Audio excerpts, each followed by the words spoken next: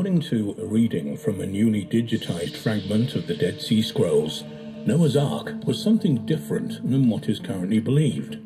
The 2,000-year-old text may be proof that the Ark was the shape of a pyramid. Over 50 years ago, a stone thrown by a Bedouin shepherd into a cave led to what some have called the greatest archaeological discovery of the 21st century. The Bedouin heard the stone crack open an earthenware jar. Upon investigating, he found the first of what came to be known as the Dead Sea Scrolls. When all of the scrolls and fragments were sorted out, they accounted for about 800 manuscripts. About 1/4, or just over 200 manuscripts, are copies of portions of the Hebrew Bible text. Now, after almost 5 years, a laboratory established by the Israel Antiquities Authority as part of the Leon Levy Dead Sea Scrolls Digital Library project has scanned tens of thousands of fragments from the scrolls with a custom-made camera. Each fragment was photographed 28 times at high resolution using different wavelengths of light. The sophisticated technology enabled researchers to read letters and words that were previously illegible. Some of the newly digitized fragments offered new interpretations of well-known biblical stories. New fragments deciphered. Haaretz reported that the new reading of the fragments has changed our understanding about Noah's Ark. Thanks to the high-resolution imagery, a word following the phrase "the Ark's tallness" had previously been illegible.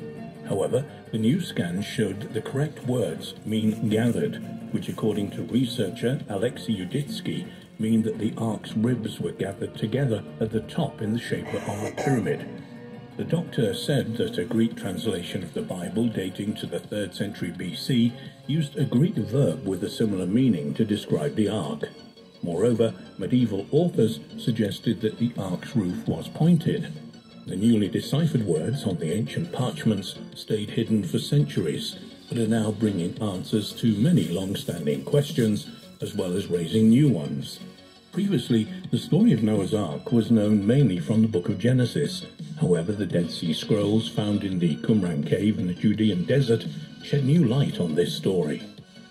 Noah's Ark, not just a biblical story. The Dead Sea Scrolls contain information about many controversial and fascinating topics from the past.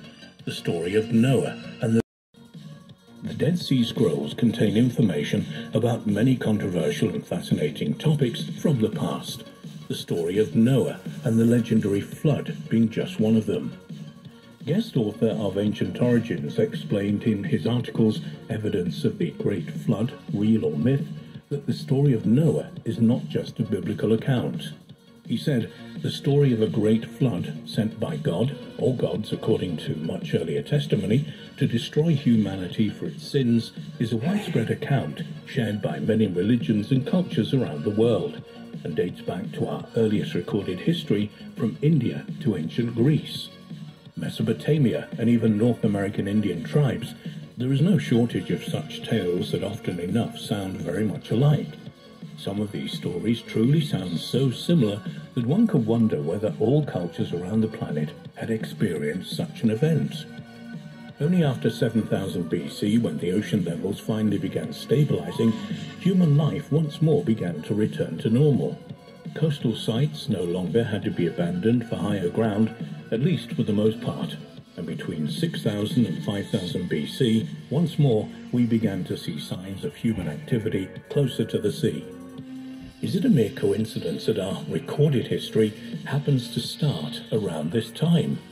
Is it true that early humans were too primitive to leave traces of their existence behind, or all the early pages of our history were washed away by the great flood of the last ice age? After all, it seems that as soon as the adverse climatic conditions receded, it didn't take long for humans to thrive once again. Digitization solves decades-long puzzle. Another discovery resulting from the digitization is connected with two fragments that shed light on a puzzling word in the Bible. Chapter 39 of Genesis describes how Judah had sex with his daughter-in-law Tamar. She disguised herself as a prostitute, and as a guarantee of payment, she received his signet, staff, and till. After many centuries of debate regarding the meaning of the word till, the Dead Sea Scrolls have finally given the answer with the following sentence: Till is his belt. As Moshe Bar Asher, the Academy president, said, the word till is mentioned in the Bible 10 times. In every place, we know what it is and what its function is, except for the till Tamar received. On this, our ancestors were divided, but now we have an early text from the 1st century as the latest, which gives the meaning of this till. It's the belt with which he tied his trousers or his robe. Despite decades of study and analysis, the Dead Sea Scrolls are still giving up their secrets. Researchers from the Haifa University have reconstructed the contents of one of the last 2 undeciphered Dead Sea Scrolls, disclosing a distinctive calendar used by a Jewish sect that lived in the Judean desert during the Second Temple period. Most important archaeological find in Israel's history. 60 small fragments were pieced together over a period of 12 months, identifying the name of a festival marking the changes between seasons. It also revealed a second scribe corrected mistakes made by the original author, as BBC had reported. The collection is considered to be the oldest copy of the Hebrew Bible ever found, dating it to at least the 4th century BC.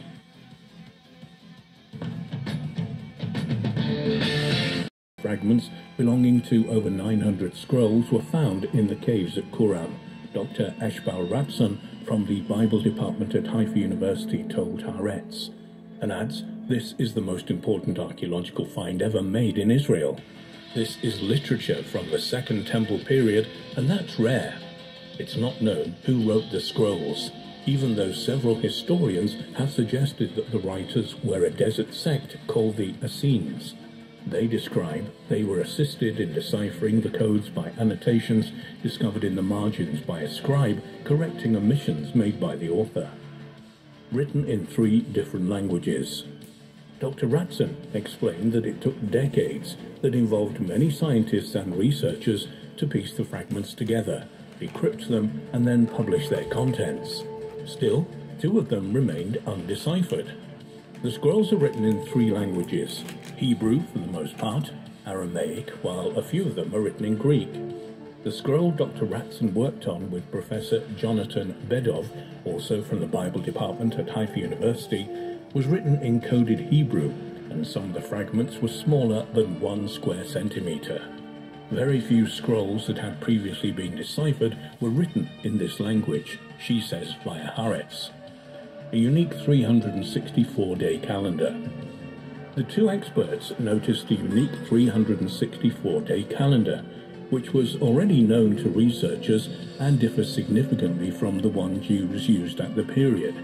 Most Jews used a calendar that is similar to the one used today. The sect used a calendar that is almost based on a solar year, comprising 364 days.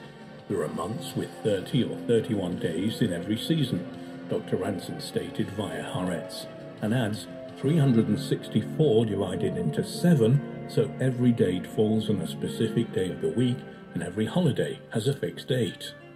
We know that in the temple there were disputes between different sects over what happens if Passover falls on Shabbat. What supersedes what, Shabbat or the holiday? This sect solved the problem, since no holiday fell on Shabbat. This scroll details all dates on which Shabbat falls and all the days of the week on which holidays fall. Dr. Ratson also explained that when significant events took place inside a temple, such as the high priest making a... You hear them? So basically, right, what is the guy saying?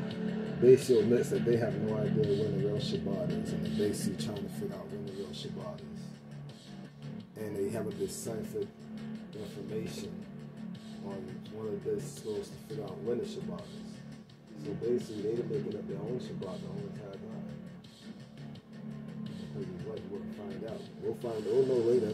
We won't everything's mentioned, but you know what I'm saying? The fact that he actually admitted to that. A sacrifice on Yom Kippur, only one calendar could be used, but this calendar was disputed, which may be one of the reasons this sect left the temple and went into the desert. They had many disputes, and this was one of them. They couldn't celebrate holidays together. The Tekufa. Furthermore, the researchers... Everybody's doing their Shabbat. Saturday and Sunday Sabbath, don't realize that's their Shabbat, ain't even ours. Also noticed the name used by the sect for a festival commemorated 4 times a year that marked the transition between the seasons, the Tekufa. The same word in modern-day Hebrew means period. This shows us that the researchers who believed the day of celebrating the transition between the seasons was called by this name were correct, and that this word, as used in the Mishnah, was preserved from the days of the Second Temple. It's a very early concept in halakha, religious Jewish law. Dr. Razin stated via Haaretz, adding that the unique calendar also refers to annual wine and olive harvest festivals no longer observed in Judaism. Meanwhile, a research team is currently excavating a 12th cave that might hide further scrolls to be deciphered.